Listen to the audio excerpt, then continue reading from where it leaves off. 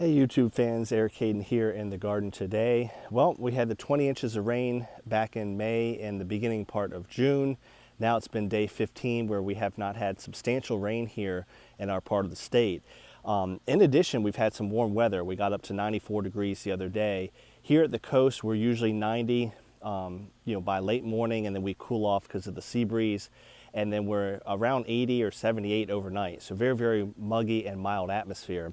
Want to talk about watering today and do a quick update on the cuttings that we took coming up on 2 weeks ago. So a big question we get a lot of times is how much do you water? And you have to apologize for the deadheading. That's something I definitely need to do. I'm trying to look around to see if I see any pretty blooms, but most of them are past peak. Here's one that has some thrip damage, but that's Marlin stays looking nice. But back to the point of the video, we get a lot of questions about how much should you be watering.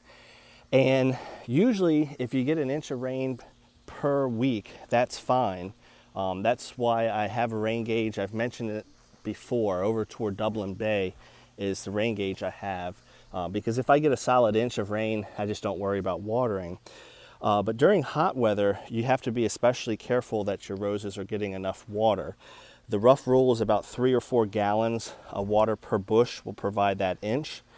And during hot weather, I try to water 2 times a week at least. So again, it all depends on the weather. If you've had rain, you don't have to worry about it as much. If it's cooler, you don't have to worry about it as much. But you need to be cognizant during dry periods. So you can see I have the drip irrigation going. These are rated for about 8 gallons per hour. I have tested it and it is accurate. So I usually run these about 30 to 40 minutes twice a week. So again, my goal is bare minimum 3 to 4 gallons per bush once a week, or an inch from Mother Nature. Since I'm trying to grow exhibition roses, I usually water twice a week if I don't get that amount. During hot weather, I may do 3 times a week. And again, these drippers are putting out about 3 to 4 gallons each time I water. So if we have a week of completely dry weather, I might water on a Monday and Thursday, and maybe throw a Saturday or Sunday in there if it's exceptionally hot. So hopefully that gives you a little idea of how much I water here. You might say, well, is that watering too much? Not in hot, dry weather. These roses are taking up a lot of water. The heat is pretty hard on them. The blooms that we do have are smaller because of the heat. I will say it also depends on your soil type and how your beds are oriented. You'll notice that the beds are raised. They look more pronounced over here because of the outline of the railroad ties. Prior owner had done that. But you can see they've got a little bit of slope to them. So they're raised and mostly sand, even though I've added a lot of organics to them. And because of that, they drain really well. So it's pretty hard to get too much water in these beds that I have. Now, if you have a clay soil or something like that, then that might be a consideration to watch out. So bottom line, bare minimum an inch a week. If you don't get it from Mother Nature, 3 to 4 gallons per bush. And I try to do that 2 times a week, if not 3 if it's hot. And you might say, well, how do I know how much I'm watering?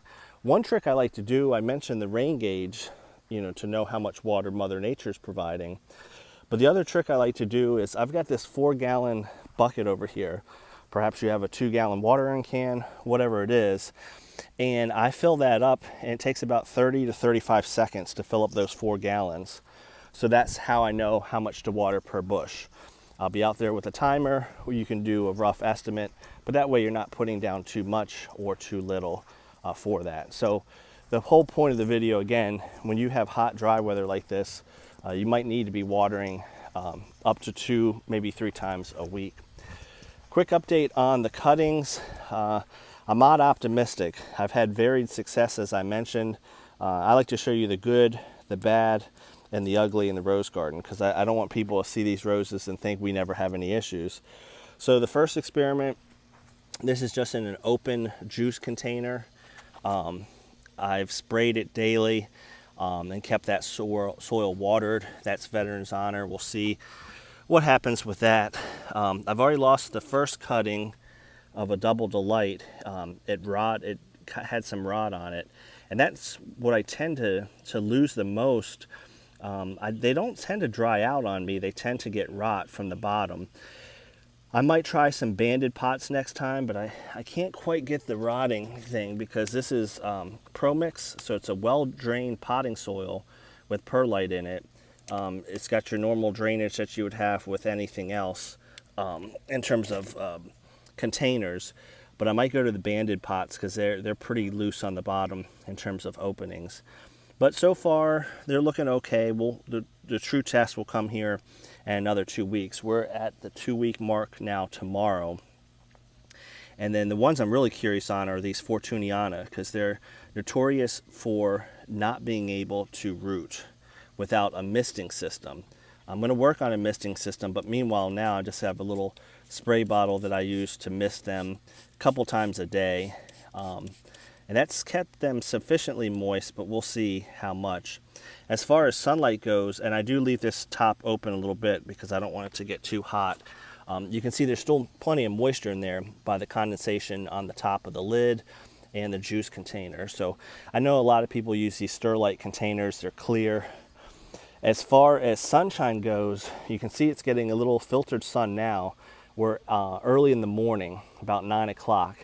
And you can see they're under the cover of a tree. So first thing in the morning, a little morning sunshine is all they get. Through about 9:30, it's filtered. But as that sun comes up and the angle gets higher, because of this tree above them, they're actually in complete shade. So sunshine-wise, it seems like a pretty good spot for cuttings. We'll see. Like I said, I've had some success some years and other years not as much. Of course, I've changed what I've done from time to time. And I think time of the year plays a big part. These are taken in the middle of summer. I've had less success when I've taken cuttings in the fall. That's going to do it. The whole point of the video was watering. How hot and dry are you?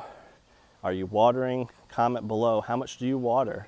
Do you have a drip system? It certainly makes it a lot easier. I still do some hand watering because it's a good opportunity to look at the garden and see what's going on. But I like to use a drip to be efficient as well. Have a good day, everyone.